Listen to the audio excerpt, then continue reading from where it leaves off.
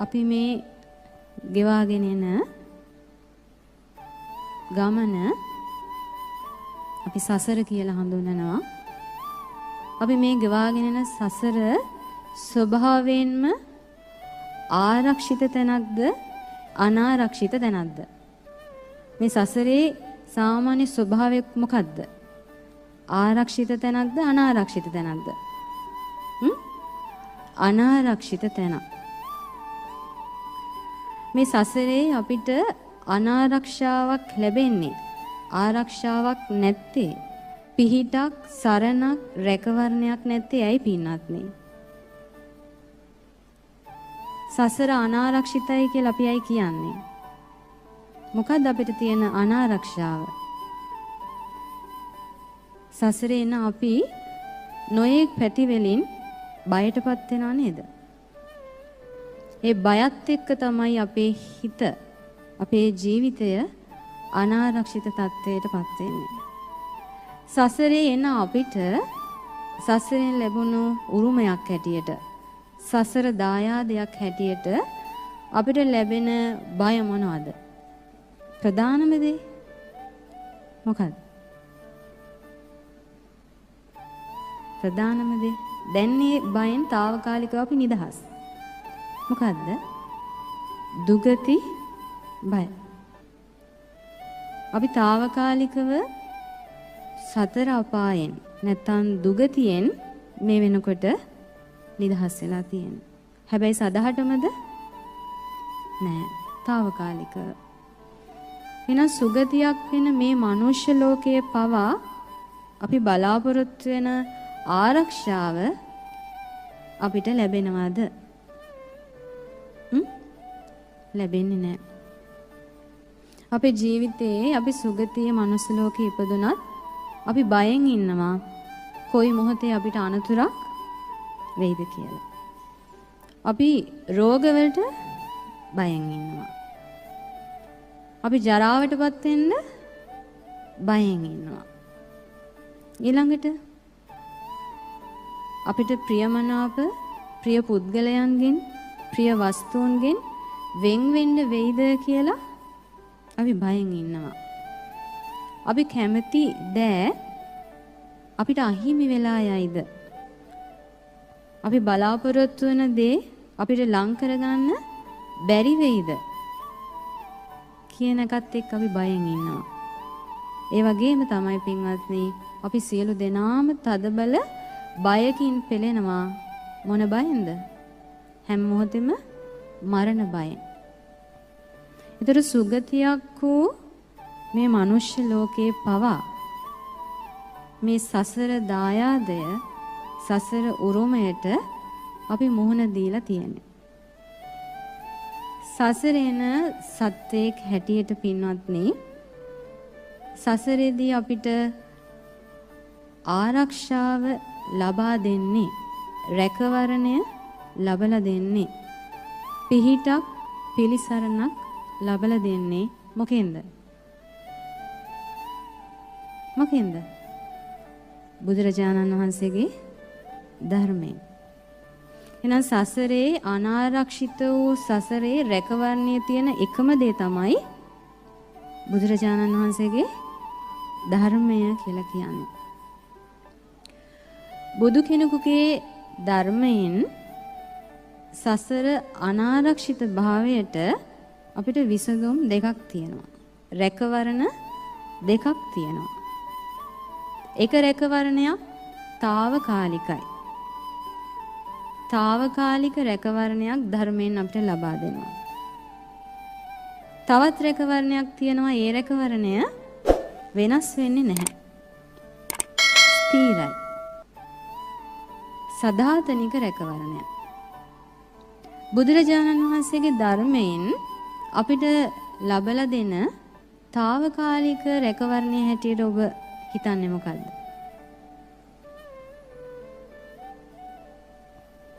හැමදාම මේ රැකවරණය ගන්න බෑ.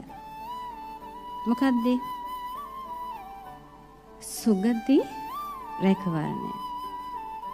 සුගති රැකවරණය කියන එක අපිට ස්ථීරව හැමදාම සදාකාලිකව සුගති ඉන්න පුළුවන්ද? බෑ. යම් හේතුවක් නිසා සුගතියකට ගියා නම් ඒ හේතු අවසන් වෙනකොට ඒ ඵලය අවසන් වෙලා යනවා. සුගතියේ තියෙන ආරක්ෂාවෙන් නැවතත් සසරේ තියෙන අනාරක්ෂිත භයානක තත්ත්වයට අපි ඇද වැටෙනවා. නමුත් සදාතනික රැකවරණය, සදාතනික ආරක්ෂාව කියලා කියන්නේ මොකද්ද? අපි මේ බුදුරජාණන් වහන්සේගේ ධර්මය පරිපූර්ණ වශයෙන් අවබෝධ කරගෙන නිවන සාක්ෂාත් කරපු දවසට, ඒ නිවන අවබෝධ කරගත් දවසට ඒ නිවනෙන්, නිවන් රැකවරණයෙන්, ඒ නිවන් සැපයෙන් අපිට ලැබෙන ආරක්ෂාව කාටවත් වෙනස් කරන්න බැහැ. ඒක වෙනස් වෙන්නේ නැති දෙයක්. ඔය දෙකෙන් දුෂ්කරව ගන්න පුළුවන්, දුෂ්කරව ලං කර ගන්න පුළුවන් ආරක්ෂාව මොකද්ද? අමාරු දේ මොකද්ද? නිර්වාණ අවබෝධය. චතුරාර්ය සත්‍ය ධර්මයේ අවබෝධය කියන දුර ඉලක්කය ඊටාම දුෂ්කරයි ලං කරගන්න. ඒ කියන්නේ తాවකාලික ආරක්ෂාව කියන සුගතිය රැකවරණය ලේසි කියලාද ඔබ හිතන්නේ? ලේසි කාලෙකුත් තිබ්බා. බුදුරජාණන් වහන්සේ ජීවමානව වැඩ හිටපු කාලේ දෙවියන්ගේ මිනිසුන්ගේ ශාස්ත්‍රවණු බුදුරජාණන් වහන්සේගේ ශ්‍රාවකත්වය ලැබපු දෙවිවරු මේ මනුෂ්‍ය ලෝකයට සම්බන්ධව සමීපව මිනිසයන්ට සුගතියට එන්න අත දුන්නු කාලේ සුගති රැකවරණය ලබා ගැනීම පහසුයි.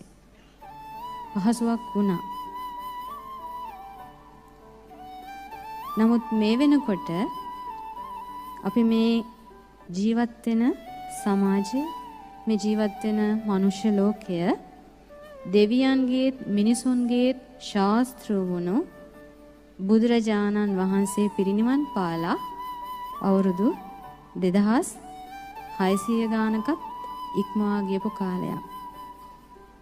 එනම් සුගති රැකවරණය පිණිස අපට උපකාර කරන අපේම බුදුරජාණන් වහන්සේගේ ශ්‍රාවකත්වය ලැබපු අපට වඩා සිහිය නුවණ වීරිය බලවත් දේව උපකාරය අපිට ගොඩාක් දුරස් වුණ කාලයක තමයි අපි දැන් මේ ජීවත් වෙන්නේ.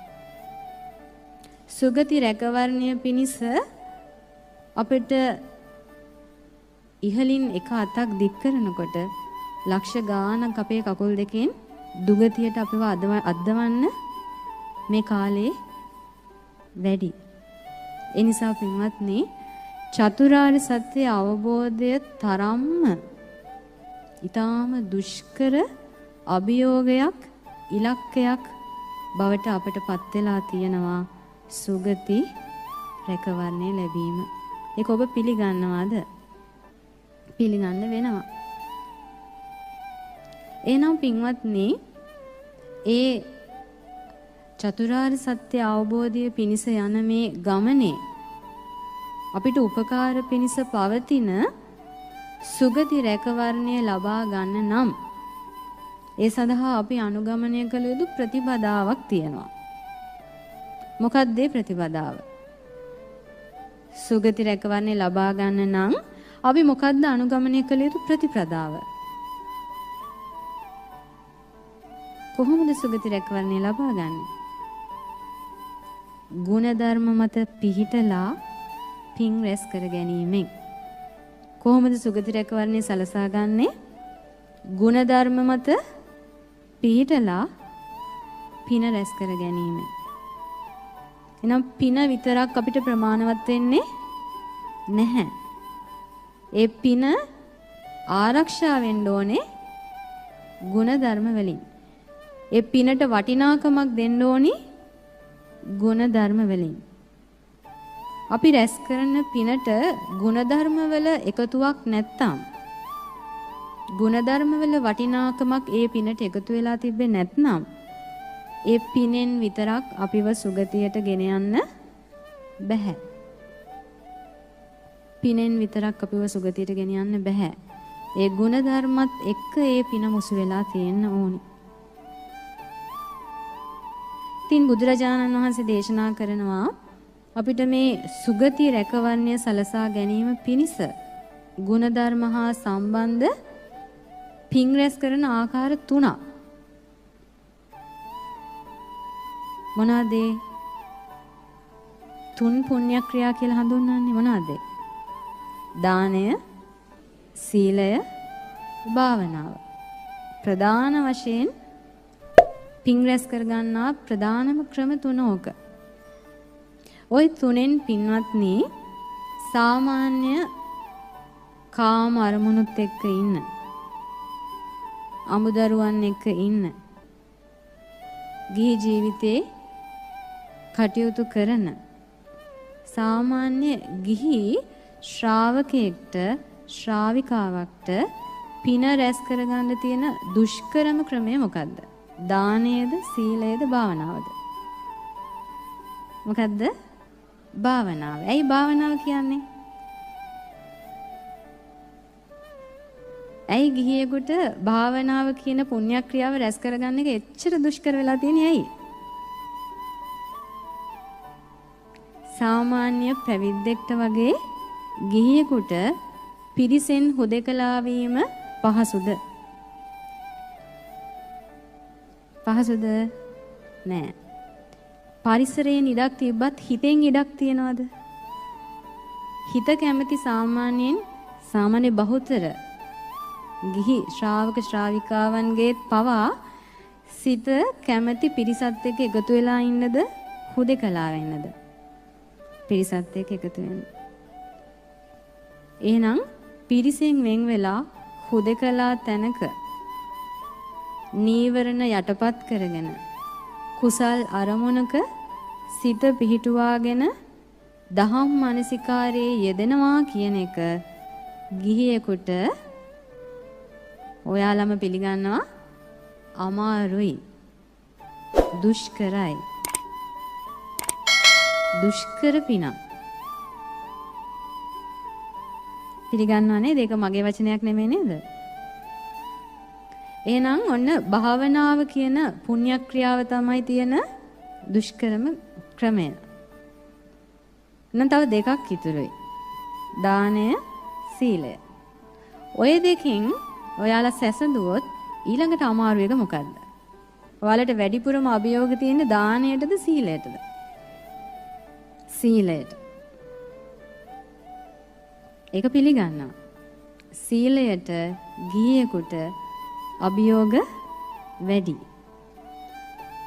පැවිදි උතුමෙකුට වඩා බාහිර පාරසරික සාධක වලින් පවා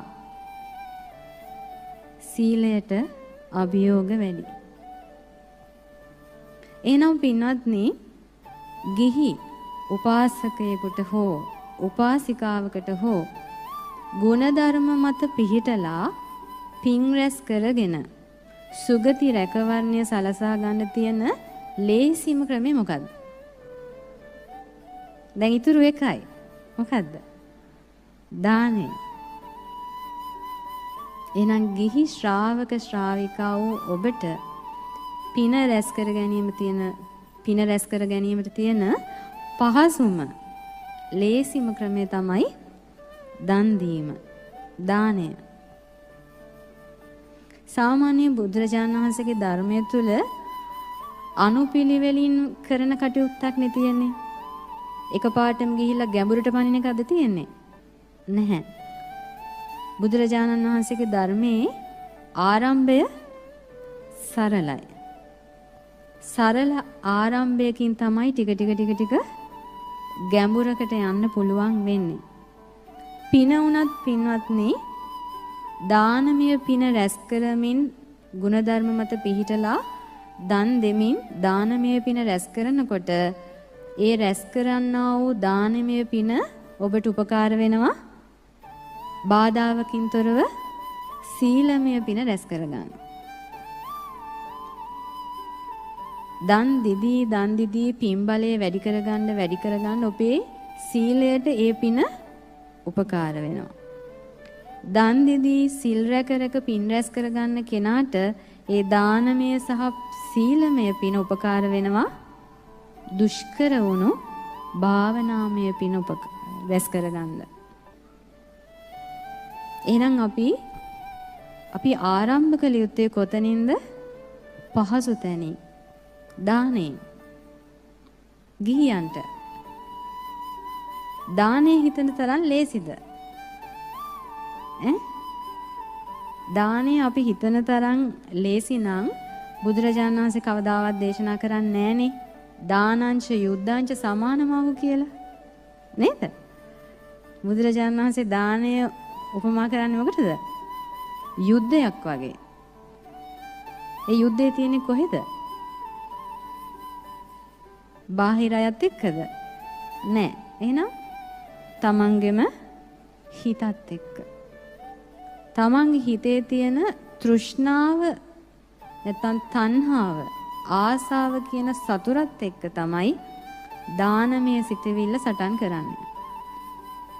ඒ සටනින් දානය නම් වූ කුසල අරමුණ ජයගත්තොත් දානය තුලින් ඔබට පින් රැස් කරගන්න අවස්ථාව තියෙනවා. දානයත් මසුරුකමත් කියන මේ දෙදෙනා අතර සටනින් අකුසලයේ ජයගත්තොත් දානමය පින ඔබට ආයිමි වෙනවා.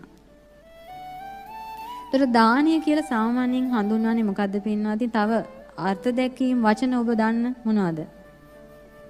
දානයටම කියන තව වචනයක් දීම.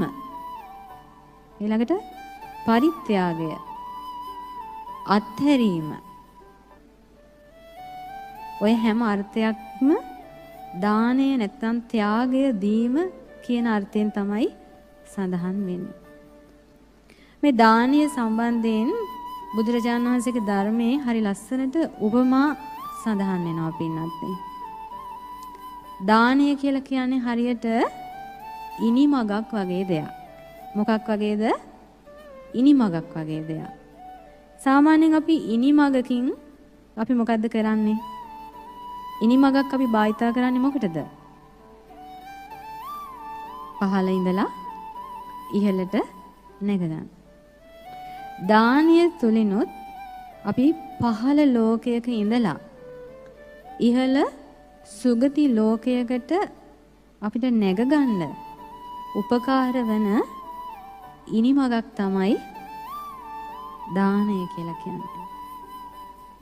පහළ ලෝකයක ඉඳලා ඉහළ ලෝකයකට නැගගන්න, ඉහළට නැගගන්න උපකාර වෙන ඉනිමගක් වගේ දානය.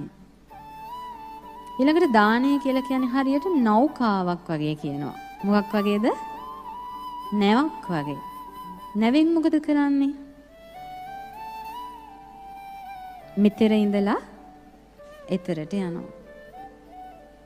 දැන් අපි සැසඳුවොත් දෙව්ලොවයි මනුෂ්‍ය ලෝකයයි. අපි මේ ඉන්න මනුෂ්‍ය ලෝකේ තමයි මෙතර. මෙතර බය සහිතයි. සසර අනාරක්ෂිත භාවයෙන් යුක්තයි මෙතර. එහෙනම් එතර කියන්නේ දෙව්ලොව. දෙව්ලොව ආරක්ෂිතයි. මනුලොවට වඩා දෙව්ලොව ආරක්ෂිතයි. එහෙනම් අනාරක්ෂිත වූ මෙතර සිට ආරක්ෂිත වූ එතර වෙන දෙව්ලොවට යන්න තියෙන නෞකාව තමයි මොකද්ද? මොකද්ද? දානය. ඊළඟට සඳහන් වෙනවා පින්වත්නි, දානය කියලා කියන්නේ හරියට නෙළුමක් වගේ. මොකක් වගේද? නෙළුමක් වගේ. නෙළුම පිපෙන්නේ කොහෙද? මඩේ. මඩ ඇතුලේ පිපෙන්නේ. මඩ ඇතුලේ, ජලයේ ඇතුලේ පිපෙන උපදින නෙළුම් පොහොට්ටුව හිරු එළියත් එක්ක විකසිත වෙන්නේ වතුර ඇතුලේද නැත්නම් වතුරෙන් එළියට ඇවිල්ලාද? වතුරෙන් එළියට ඇවිල්ලා. වතුරෙන් එළියට ඇවිල්ලා විකසිත වෙන නෙළුම් මලේ මඩ තැවිරිලා තියෙන ඔබ දැකලා තියෙනවද? නැහැ. මඩ වතුරත් එක්ක මිශ්‍ර වෙලා තියෙන ඔබ දැකලා තියෙනවද? නැහැ. ආන් ඒ වගේ තමයි දානය කියලා කියන්නේ හරියට පිපිච්ච නෙළුමක් වගේ.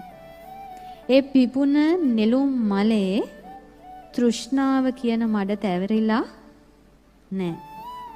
ආශාව, තණ්හාව, මසුරුකම කියන මඩ තැවරිලා නැති දෙයක් තමයි දානය කියන නෙළුම. ඊළඟට සඳහන් වෙනවා පින්වත්නි, දානය කියලා කියන්නේ හරියට සර්පයෙකුගේ හිස වගේ. දානය කියන්නේ මොකක් වගේද? සර්පයෙකුගේ හිස වගේ. සර්පයාට අපි බයයි නේද? සර්පයාගේ අපි බය නගුඩටද, බඩටද, හිසටද? ඇයි අපි හිසට බය? ඇයි අපිට බය උපද්දවන දේ තියෙන්නේ නගුටෙත් නෙමෙයි, බඩෙත් නෙමෙයි, හිසේ. මොනවාද අපිට බය උපදවන දේ? සර්ප විස. සර්ප විසෙන් තමයි අපිට බය උපදවන්නේ. ඒ නිසා අපි සර්පයාගේ බය මොකටද? සර්පයාගේ හිසට. ආන් ඒ වගේ තමයි පින්වත්නි, සර්ප හිසට බය වෙනවා වගේ කියනවා දන් දෙන කෙනාට ලෝකේ අනිත් අය අනතුරු කරන්න ලං වෙන්න බයයි.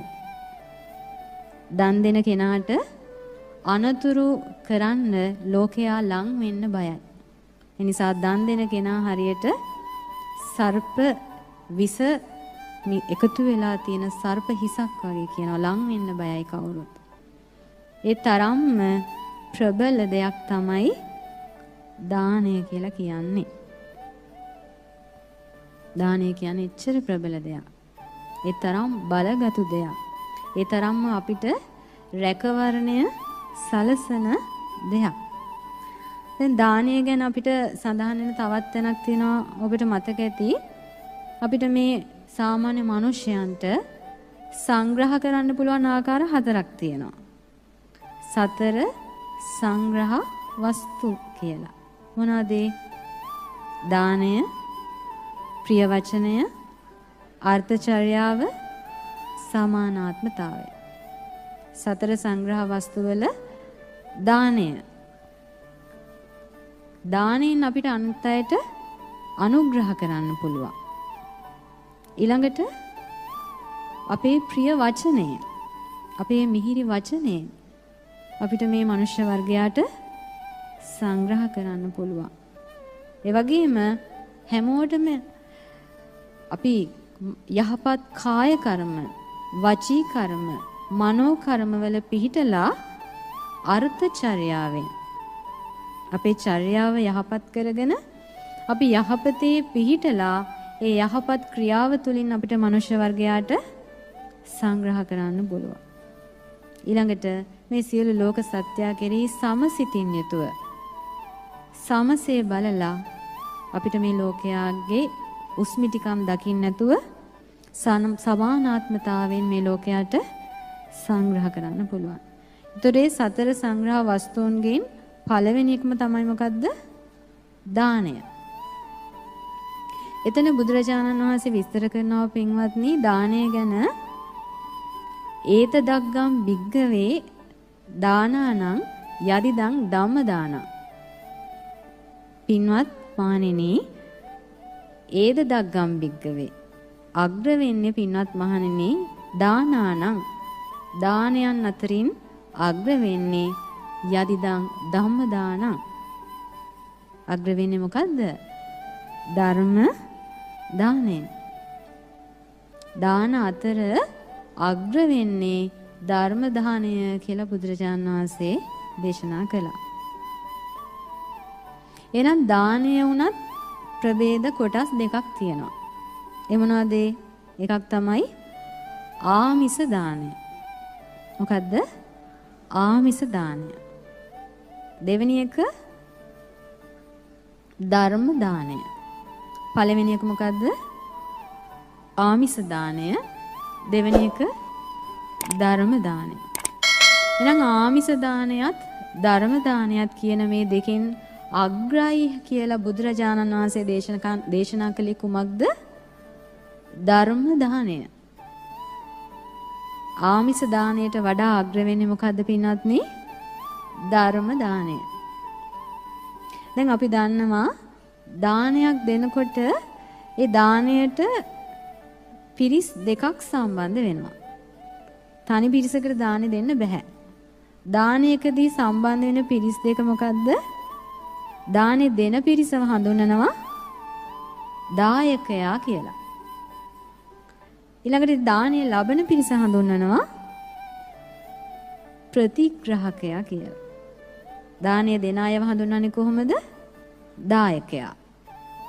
දානය ලබන අය හඳුන්වන්නේ ප්‍රතිග්‍රාහකයා. මොන පිරිස් දෙක. සාමාන්‍යයෙන් ආමිස දානයේදී ඒ කියන්නේ භෞතික සම්පත්. ඒ කියන්නේ අපි හිතුවොත් සිව්පසය.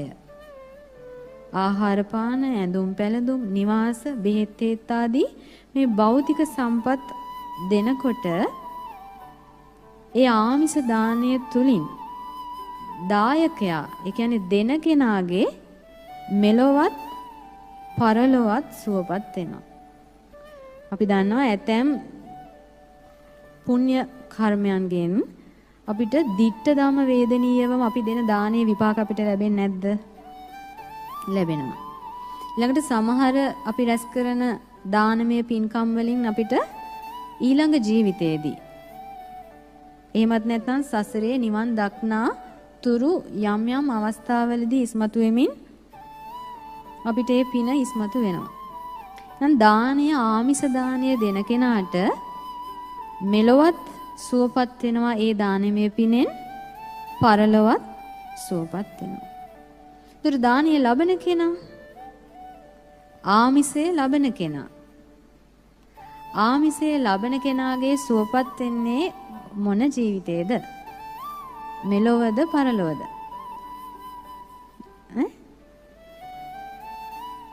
මෙලොව.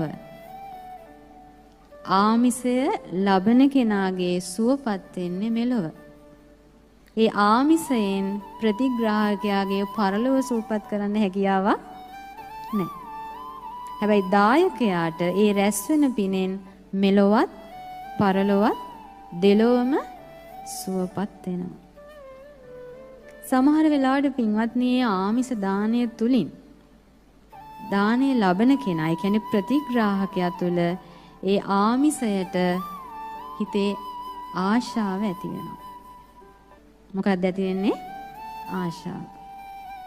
ලාභ සත්කාර කෙරෙහි ආශාව උපදිනවා.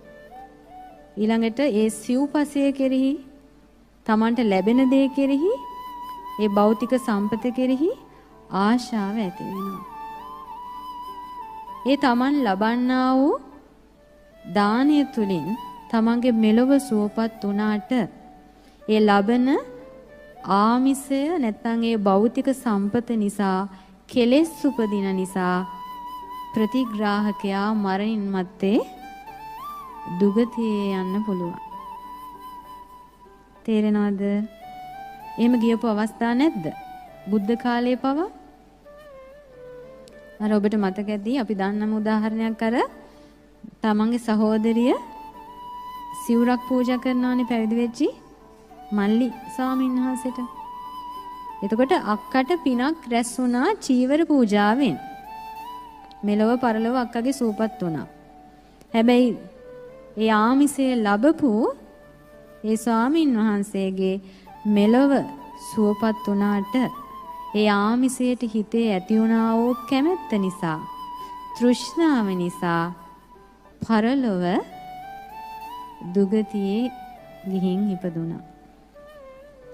තුසිත දිව්‍ය ලෝකයේ ඉපදිලා දෙව් සැප විඳින්න තරම් පිනක් තිබ්බ ඒ උත්තමයන් වහන්සේට අර ආමිස දානය තුලින් තමන්ගේ හිතේ ඇති වුණේ අකුසලය නිසා දවස් 7ක් වගේ සුළු කාලයකට හරි තිරිසන් ලෝකෙට යන්න උනානේ. නේද? ඊළඟට අපිට ඔය പ്രേතවත්තු වල ඕන තරම් අපි අහලා කියවලා තියෙනවා. සමහර විට මේ ආවාස පූජා කරනවා ගිහි ශ්‍රාවක ශ්‍රාවිකාවෝ. උදේ ආවාසයට ආස කරලා ආවාස මච්චරිය ඇති කරගෙන ඒ ආවාසයේ කෙරෙහි තෘෂ්ණාව ඇති කරගෙන මරණින් මත්තේ දුගතිය ඉපදුන්නේ නැද්ද? ඉපදුණා. එහෙනම් ආමිසය කියන දේ පින්වත්නි, ආමිස දානය කියන දේ කෙලෙස් මත පිහිටන් නැතුව ගත්තොත් විතරයි එයින් රැකවරණයක් තියෙන්නේ. නමුත් ආමිස දානය තුලින් වැඩිපුරම කෙලෙස් උපදින්න තියෙන හැකියාව අවස්ථාව වැඩි. සසරේ යන සත්වයාගේ හිත හැම වෙලෙම පිහිටලා තියෙන්නේ කෙලෙස් මත නිසා. මේකෙන් කියන්නේ හැම ආමිස දානයක් තුලින්ම ඒ විදිහට කෙලෙස් උපදිනවා කියලා හිත කියන්න බෑ. නමුත් බහුතරයක් ආමිස දානය තුලින් දානය ලබන කෙනා තුළ කෙලෙස් උපදින්න යා ගිහියෙක් හෝ වේවා පැවිද්දෙක් හෝ වේවා කෙලෙස් උපදින්න තියෙන අවදානම වැඩිද අඩුද?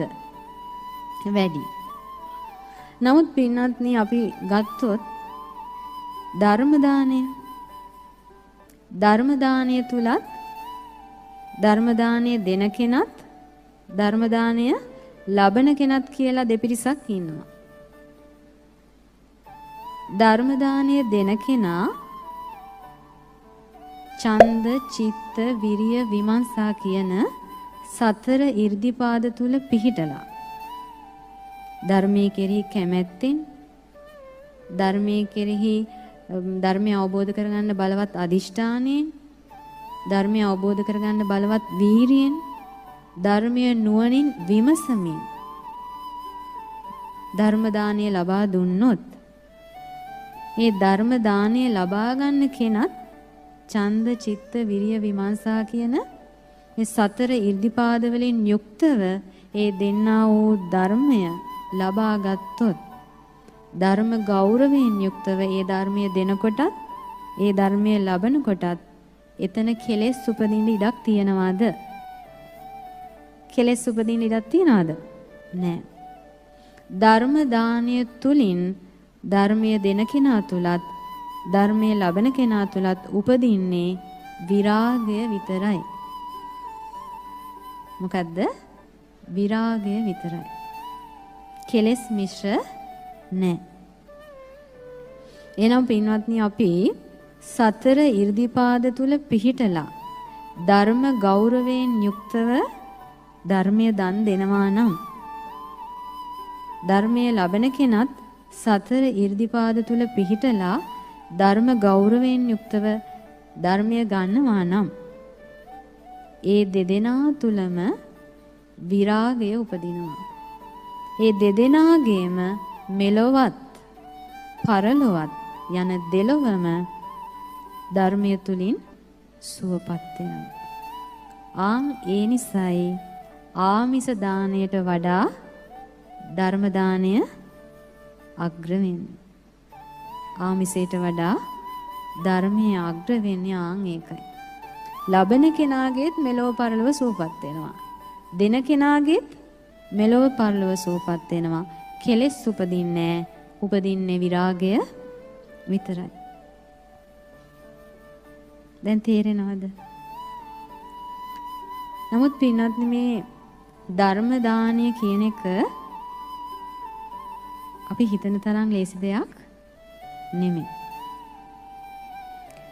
ධර්ම දානය දෙන එක ධර්මාසනයකට නගින්නම ඕනි නැහැ.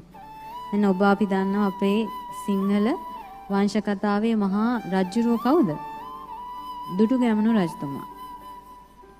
දුටුගැමුණු රජතුමාට මේ බුද්ධ ශාසනයේ අභිවෘද්ධිය උදෙසා කටයුතු කරනකොට හිතේ ලොකු ආසාවක් ඇති වුණා. අනේ මට ධර්ම දානය දෙන්න නැත්තම්, අනේ මට බණපදයක් කියන්න නැත්තම් කියලා හිතේ ආසාවක් ඇති වුණා. කාටද මේ ආසාව ඇති වුනේ? දුටුගැමුණු රජතුමාට. දැන් පුණ්‍ය ශක්තියක් නැද්ද? තියෙනවා.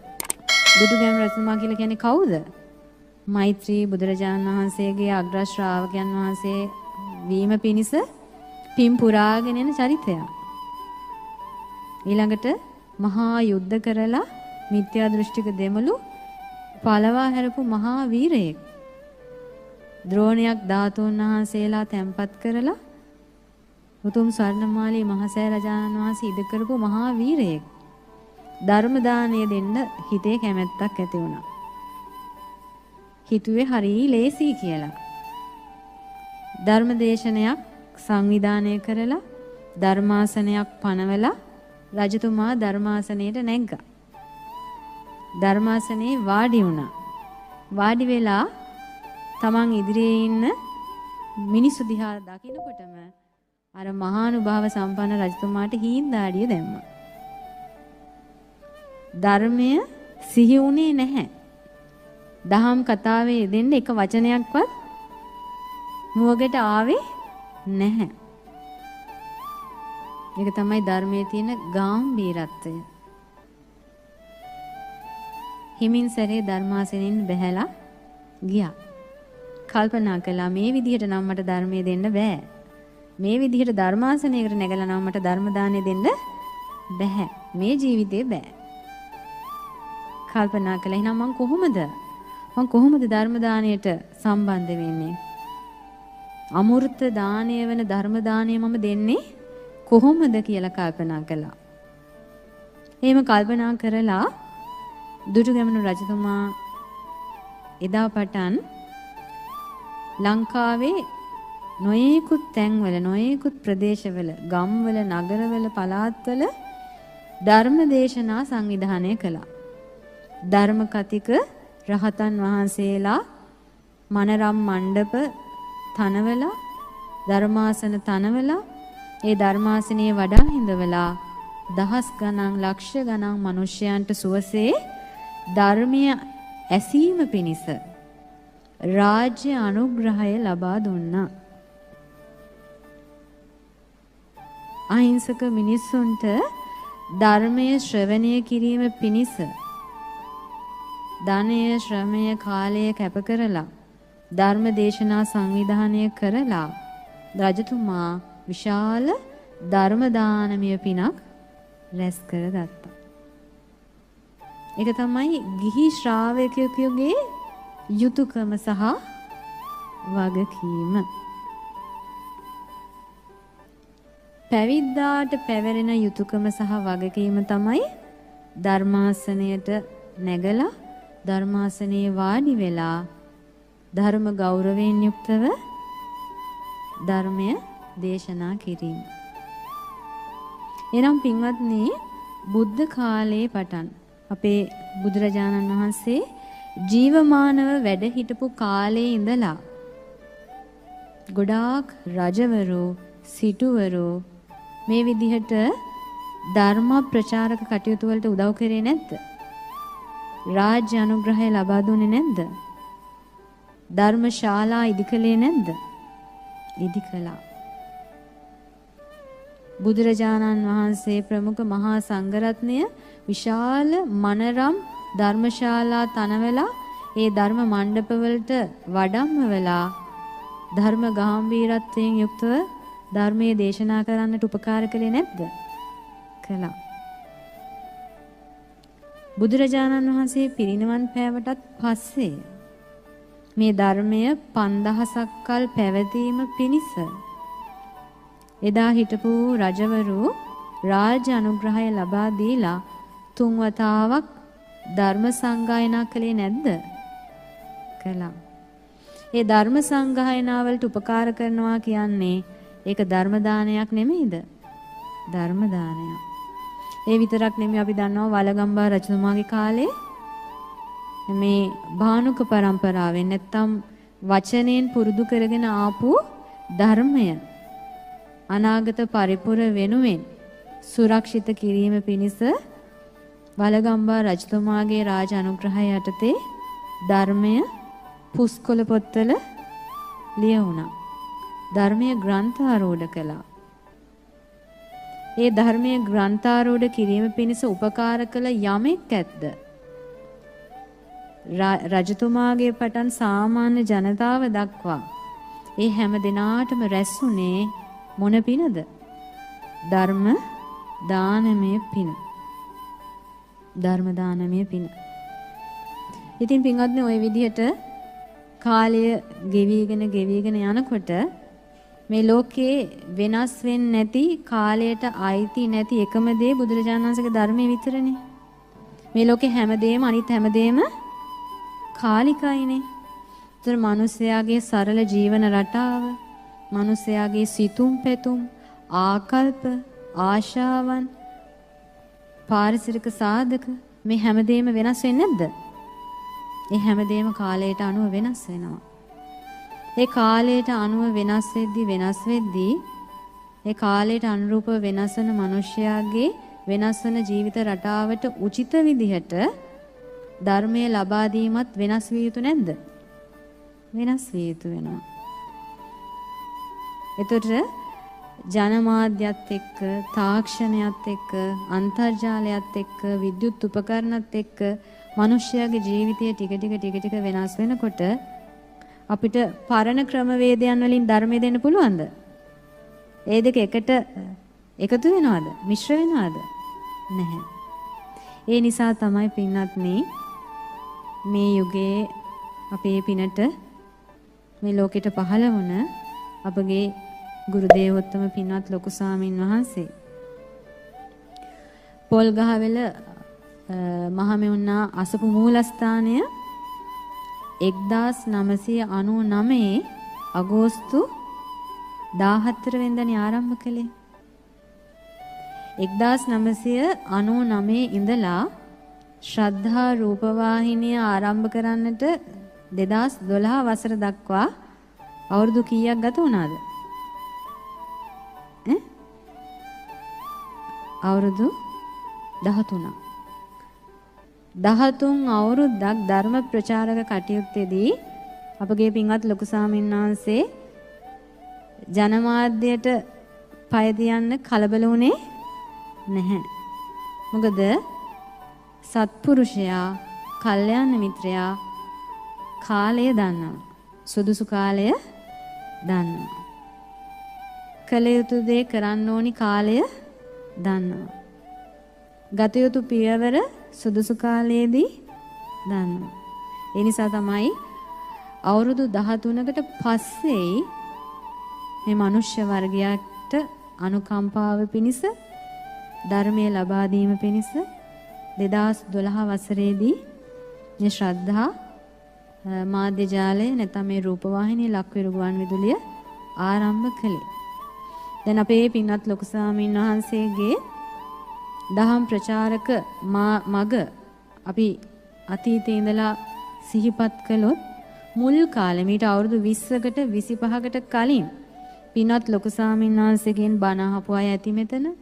පින්වත් ලොකු ස්වාමීන් වහන්සේ මුල් කාලේ ධර්මයේ දේශනා කළේ ගැඹුරු ධර්මය. චතුරාර්ය සත්‍ය, බොජ්ජංග ධර්ම, 이르දිපාද, ඉන්ද්‍රිය ධර්ම මේ වගේ මේ සත්‍තිස් බෝධිපාක්ෂික ධර්මයන්ගේ ඒ ගැඹුරුම ධර්මය දේශනා කළේ නැද්ද ඔබ පැරණි දේශනා ඇහුවොත්?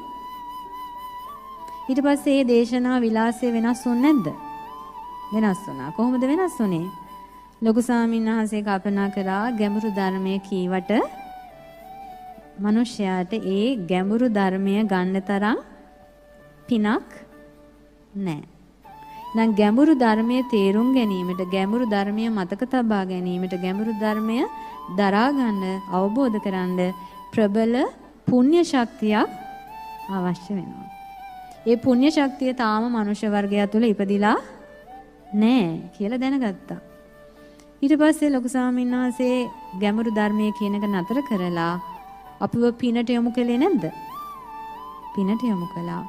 චෛත්‍ය හදන්න, බෝධි මණ්ඩප හදන්න, සෑපින්කම් කරන්න, රහතන් වහන්සේලාට වන්දනා කරන්න, ධාතුන් වහන්සේලාට වන්දනා කරන්න අපිව පෙළඹෙව්වා.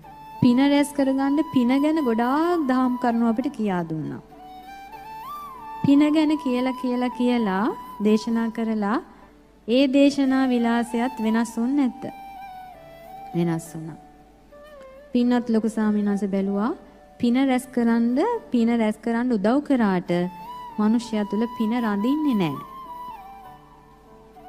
පින රැස් කරාට හරියට මේ අත් දෙක ඇඟිලි ඈත් කරලා වතුර එකතු කරනකොට ඇඟිලි අස්සෙන් වතුර එළියට වැටෙනවා වගේ පින රැස් කරාට මිනිසයා තුල පින රැඳින්නේ නැහැ.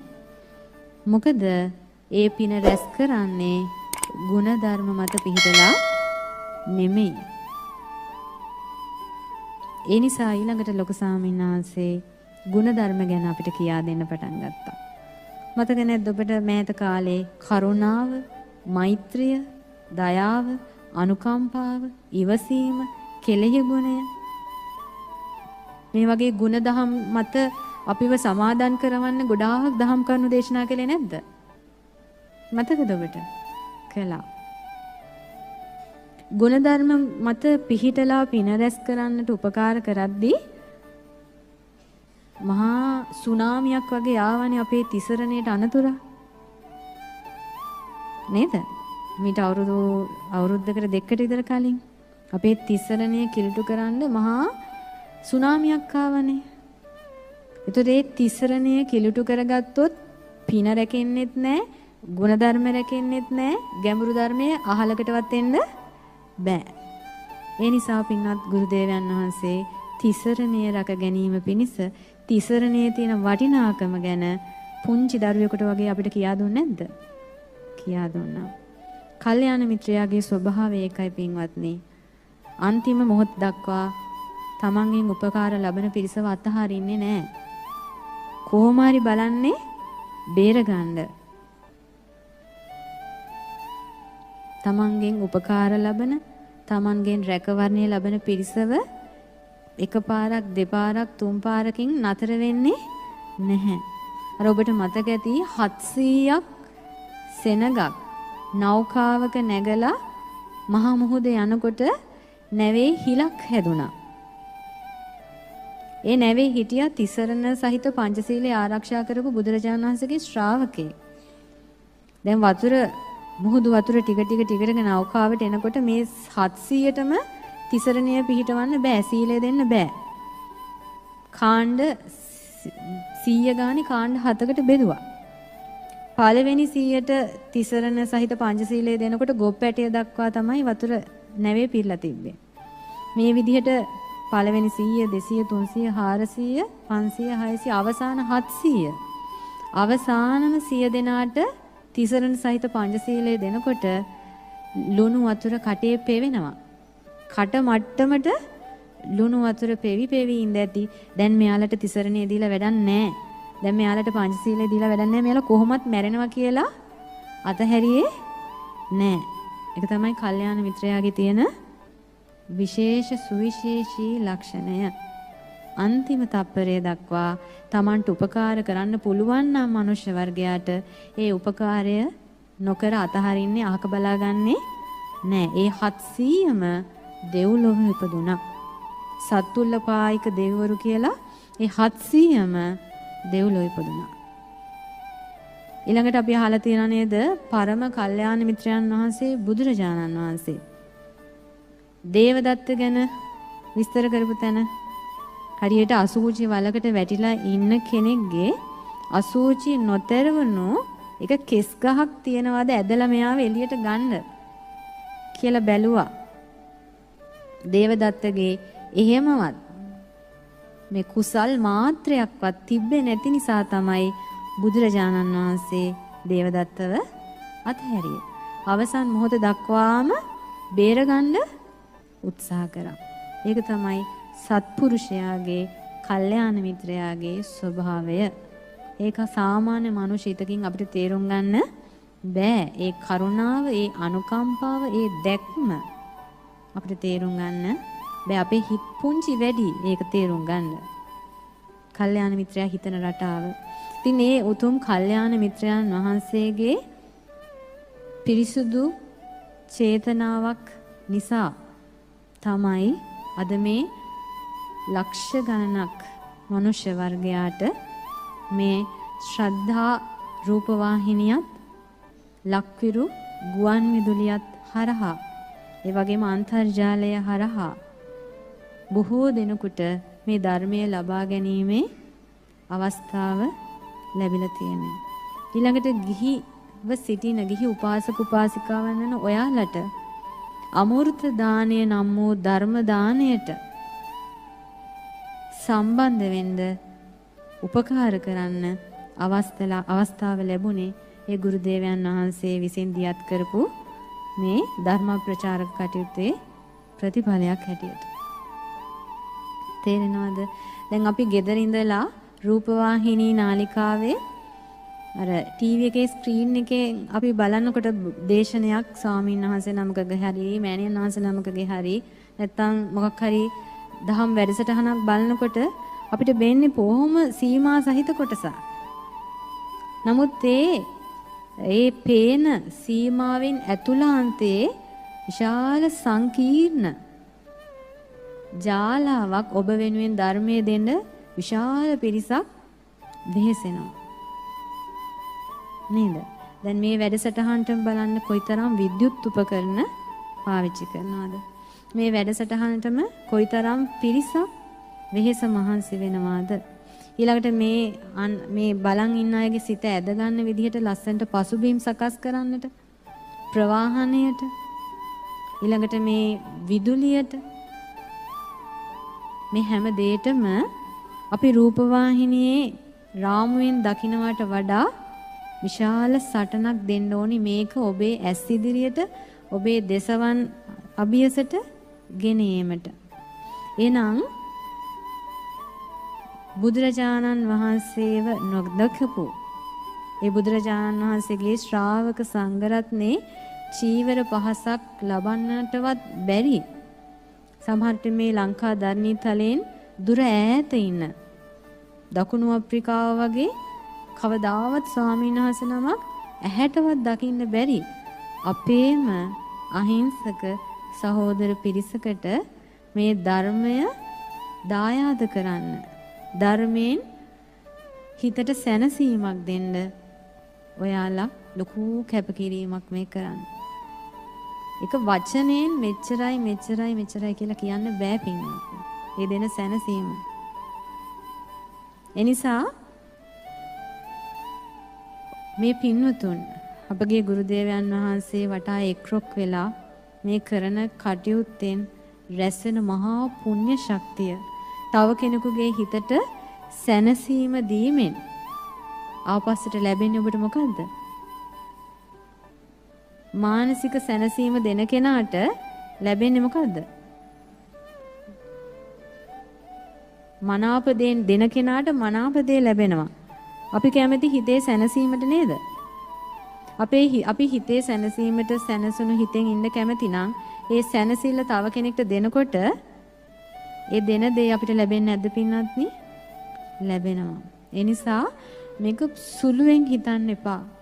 මේ ශ්‍රද්ධා රූපවාහිනියත් ලක්විරු ගුවන් විදුලියත් වෙනුවෙන් ඔයාලා මේ ධනය, ශ්‍රමය, කාලය කැප කරලා ශිල්පීය ඥානය කැප කරලා මේ කරන්නා වූ අප්‍රමාණ වූ මහා පුණ්‍යස්කන්ධය මේ අමෘත දාණය මේ විරාගී දාණය ඒකාන්තයෙන්ම ඔබට මේ බුදු සසුනේ හෝ එහෙමත් නැත්නම් අනාගත බුද්ධ ශාසනයක හෝ ඒ සදාතනික රැකවරණය සසරේ අනාරක්ෂිතව යන සත්වයකට සදාතනික රැකවරණය වන ඒ චතුරාර්ය සත්‍ය අවබෝධය ලබා ගැනීම පිණිස ඒකාන්තයෙන්ම උපකාරයක්ම වෙනවා.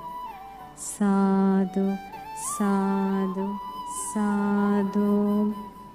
ඊළඟට පින්වත්නි අපිට කාල වේලාව සීමිත නිසා ඔබ කරපු පින් එකක් ගාන විස්තර කරන්න වෙලාව මදි. දැන් මේ වැඩසටහන ආරම්භ කරන්න කලින් ලස්සන වීඩියෝ පටයක් දකින්න ඇති මේ 2019 වසරේ ඔයාලා පිරිස එකතු වෙලා සමගියෙන් මේ කරපු කැපකිරීම මහා පුණ්‍ය ඵල ඔබ රැස් කරගත්තා. ඒකේ තවත් සුවිශේෂී අවස්ථාවකට තමයි දැන් අපි මේ එළඹිලා තියෙන්නේ.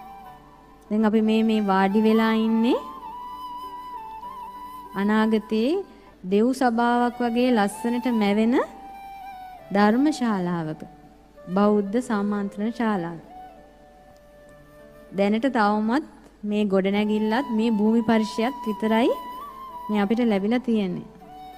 ඒතර මේ ලැබිලා තියෙන මේ ගොඩනැගිල්ල අනාගතයේදී සුවසේ ධර්මය ශ්‍රවණය කිරීම පිණිසත් ධර්ම දානය ලබා දීම පිණිසත් මේ දක්වාම අවුරුදු 7ක් ඔබ මේ ශ්‍රද්ධා රූපවාහිනියත් එක්ක එකතු වෙලා හිටියා වගේම ඉදිරියටත් ශක්තිමත් පින්වත් ලොකු ස්වාමීන් වහන්සේ වටා එක්රොක් වෙලා හිටියොත් සුළු කාලෙකින් මේක ඇත්තටම සුදම් සභාවක් කරන්න පුළුවන් ඔබට. ඒ ශක්තිය, ඒ වාසනාව, ඒ පුණ්‍ය බලය ඔබට තියෙනවා. ඒකට අවශ්‍ය වෙන්නේ හිතේ තියෙන අවංක උවමනාවත් මේ සම්බුද්ධ ශාසනයේ අවසාන පුරුෂයා බවට මම පත් වෙන්නේ නෑ. මම මේ ලැබුණු සැනසීම අනාගත පරපුරට මම දායාද කරනවා කියන අදහස ඔබේ හිතේ තිබ්බොත් විතරයි. ඒ වගේම අපේ පින්වත් ලොකු ස්වාමීන් වහන්සේගේ හිතේ කාලයක් තිස්සේ තිබ්බ පැතුමක් සිහිනයක් තමයි අද මේ මල්පල ගන්නුනේ. ඔබ මතක ඇති හැමදාම ලොකු වැඩසටහන් කරන්න මේ වගේ යෝන් දහම් සක්මන ඊළඟට අනගාരിക ධර්මපාලතුමාට වන්දනා කිරීමේ වැඩසටහන් වගේ ලොකු වැඩසටහන් කරනකොට ලක්ෂ ගණනින් මුදල් වැය කරනවා ශාලාව ලබා ගැනීම පිණිසම. ලක්ෂ ගණනින් මුදල් වියදම් කරනවා ඒ අවශ්‍ය අනිකුත් පහසුකම් ලබා ගැනීම පිණිස. ලක්ෂ ගණන් වියදම් කරත් අපේ හිතේ හැටියට අපිට ඕනි විදිහට අපිට කරන්න බෑ. එයාලගේ නීති රීති වලට යටත් වෙලා, එයාලගේ නොයෙකුත් රාමුන් වලට යටත් වෙලා, එයාලා දෙන කාල සීමාවෙන් විනාඩියක්වත් ගන්න බෑ. ධර්මයේ ලබා ගන්න එන අයට සුවසේ අඩුම තරමේ ආහාරයක් අරගෙන බඩගින්නක් නැතුව බණ අහන්න තරම් පහසුකම් නැහැ. ඒ නිසා හැමදාම ලොකු ස්වාමීන් වහන්සේගේ හිතේ පැතුමක් තිබානේ අපේම හේවනක අපිටම කියලා තැනක වැටිලා නිදහසේ ආහාර ටිකක් අනුභව කරලා කුසගිනි පුරවාගෙන ධර්මය ලබා ගන්න මේ අහිංසක මනුෂ්‍ය වර්ගයාට ඉක්මනටම අපේම තැනක් ලැබේවා කියන පිං සිතවිල්ල, ඒ අහිංසක සිතවිල්ල පින්වත් ගුරු දේවයන් වහන්සේගේ හිතේ තිබ්බා. එහෙනම්